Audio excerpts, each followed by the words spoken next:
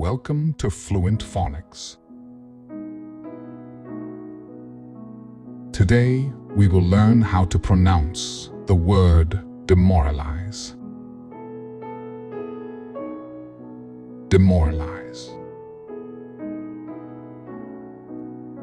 Demoralize. Demoralize.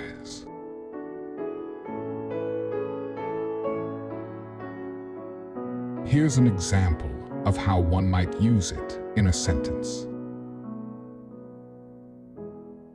The constant failure and criticism started to demoralize the team, causing them to lose confidence in their abilities. Demoralize means to undermine or destroy the confidence, morale, or spirit of someone, typically through negative experiences or criticism.